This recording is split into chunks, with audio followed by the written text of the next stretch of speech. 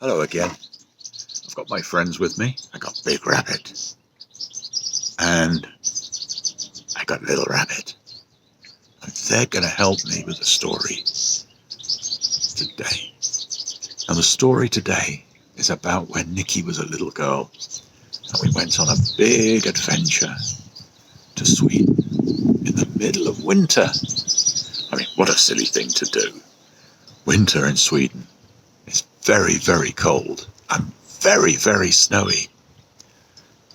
But Nana Frez and I were intrepid explorers and we wanted to find out what Sweden was like in winter, so we went there. And we found a hotel in the middle of a forest. And by the hotel there was a big lake and it was completely frozen.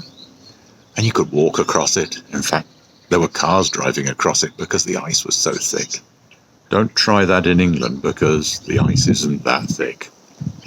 But in Sweden it was very, very, very cold. It was so cold that you couldn't really stay outside for very long. Anyway, we decided to go for a walk. Now that was pretty dumb anyway because it was late afternoon and it was going to get dark soon. And we went for a walk in the forest. And there was snow everywhere. It was very beautiful, very white. And Nana Frez and I had our moon boots on. And Nikki was wearing her moon boots too. And we trudged off up the snowy path. Anyway, it all looked the same to me. Everything was a tree. And everything was white and snowy. And it was very confusing. Anyway, we went right and we turned left. And in no time at all, we were lost. And the night was coming in. It was getting very, very dark. But of course, because it was snowy, it wasn't too dark, so we could see where we were going a little bit. And we wandered along, and along the path. And we thought, oh gosh, if we keep going in the same direction for long enough, we'll get to a road, and then we can figure out which way to turn. It's always worth remembering that if you get lost. And if you get a good footpath or a track, follow that because that will always lead you somewhere. So eventually we found a track, but we were completely lost. And we were just getting worried. Nikki's feet, meanwhile, were very sore.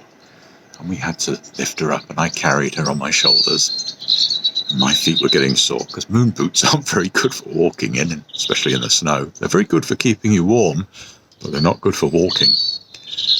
Anyway, we walked and we walked and we walked, and I was just getting very frightened, and Nana Frez was very frightened, and she was calling me silly names. Well, Nana Frez gets angry with me sometimes.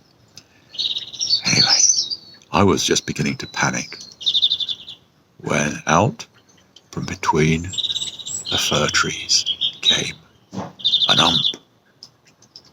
Wow! You don't find umps in Sweden, do you? Certainly not in winter. But I did. And the ump said, "Follow me. I'll take you back to the hotel." I thought, okay. I thought, well, I've got nothing to lose. So I followed the ump. But he didn't find a path. He just wiggle-waggled in and out of the trees. And it was getting darker and darker. But I just about able to see where we were going. I was following the ump, and Nana Frez was following me. And we got, eventually, back to the hotel.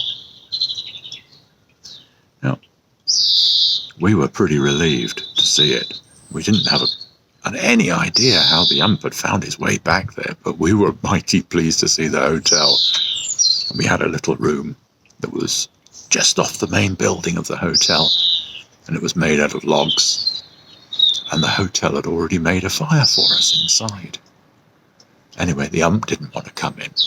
He said it was too hot. I don't know. So I took Nikki in and Nana Frez. And they sat down by the fire and started thawing out. And I took my boots off.